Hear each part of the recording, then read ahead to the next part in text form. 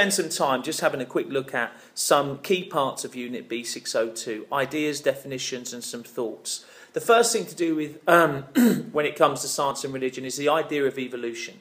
Evolution is simply the scientific explanation of how all life started. And basically it says that all life started from a single cell and then evolved into more complex life forms over billions of years. It is a scientific explanation of how life began, and it usually says that there was no God and God was not involved in any way, shape or form. The view was developed by the man Charles Darwin. And as I said, it's about how life actually started. The second idea I want to talk about very briefly is the idea of creationism. Now, creationism is a literal biblical interpretation of how the earth came into existence. This is a view that some people hold. A lot of people in America would hold this view, less so in the UK. However, the view says that the world or the earth or all life as well were created in 6 24-hour time periods. Creationists would read the Bible or the book of Genesis literally, and they would read it as if it happened minute by minute, hour by hour, moment by moment. And the fact that science says it looks billions of years old, a creationist may well simply say that God made it look older than it actually is. Followed on from that idea is this idea that the earth is not as old as it would seem. It's called the young earth theory. Again, this idea is developed from a creationist point of view, and they would argue that if you add the dates up in the Bible, you would only get 10,000 years. Therefore, the earth is only 10,000 years old. They would use things like the Noah flood to say that the earth looks older, or fossil records make the earth look older than it actually does. Because it would compress, there was such pressure that compressed the fossils that when you date now it looks a lot older than it actually is. And again, creationists would use this. It comes from a literal reading of the book of Genesis that says this is how God created the world, and they accept no other view and would be anti-science. The third idea I want to look at is the environmental issues. Now, environmental issues includes a number of things, such as pollution. Now, pollution takes a number of forms. You get river pollution, you get sea pollution, you get air pollution. All of those can be explained with different examples. It includes things like animal welfare, the way we treat animals, the way we use animals, things like hunting or extinction of animals through loss of habitat would all be part of animal welfare. CO2 emissions, the fact that we're pumping the atmosphere full of CO2 causing global warming, again, would be something that would be an environmental issue. Conservation, the idea that you can conserve the environment by doing things to help the environment, such as picking up litter or recycling, and reusing, are all things to do with conservation. You may get involved with the World Wildlife Fund or other charities that are working with the environment. Also other charities such as Greenpeace. And also obviously the idea that we're using fossil fuels, they have a limited lifespan and they're causing CO2 to go into the atmosphere, causing global warming. They would be looking for alternatives. Alternative green energies such as wind farms, solar panels would all be used to talk about conservation, and they would all be used when we're talking about environmental issues.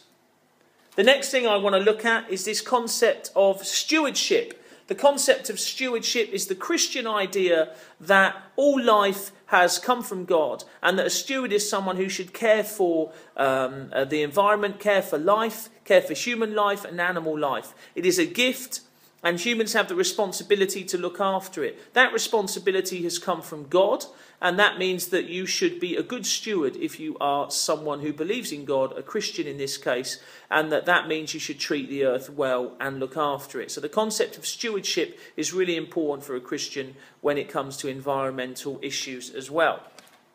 Now, obviously, the book of Genesis is a really important book for Christians, because it is the book that tells Christians how God created the world. Now, there are some differences. Its original language was Hebrew before it then obviously changed into Latin and then English today. It kind of can be interpreted literally.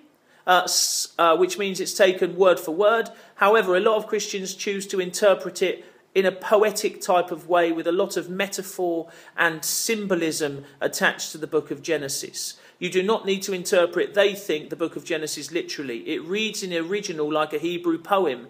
It is not a science textbook. It shouldn't be used to reinforce the facts about how God did it. It should simply be used to say that this is how God did do it, not exactly how God did it as well. Also, you have the idea that the first humans, Adam and Eve, that God created life. Again, not saying exactly how God did it, more the fact that God was the source of all life. The book of Genesis can be interpreted differently by different Christians, depending on if you are a literalist Christian who takes the Bible literally, or if you are a more liberal Christian that sees a lot more metaphor in the story. Obviously, if you are a liberal Christian, you would include and use a lot more science in your reading of Genesis than you would if you were a lot more of a literalist Christian. You maybe would excuse or exclude science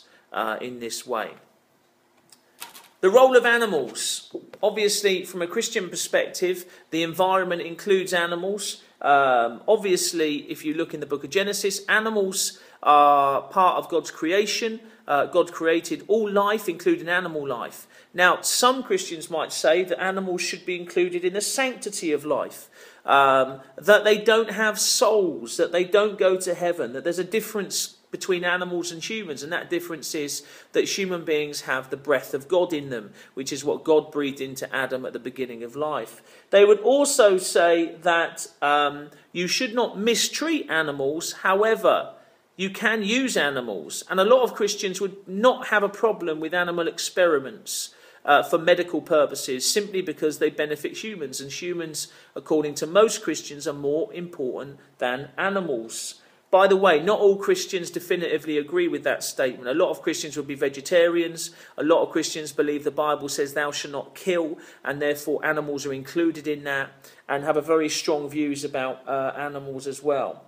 Jesus said in one of his stories that God sees even one sparrow that falls to the ground and dies. This seems to imply that are you not worth more than many sparrows? That animals are important, but again, you as humans are more important than these animals. Animals clearly are used for work, for sport, for pets, and a lot of obviously us eat animals as well as meat. And again, there would be no specific Christian teaching against this view of using animals. However, obviously, most Christians and most people would be opposed to mistreating, misusing animals for any reason, because it's cruel. And obviously, if you're a religious person, your primary aim is to live in harmony and love everything as far as it's possible with you. So animals and humans have lived on the earth for many years and will continue to do so, in some cases in harmony, and in other cases, when you think about things like overfishing, overfarming, and the mistreatment of animals, there's a lot of work that is being done and still needs to be done to make sure that animals are not misused and mistreated.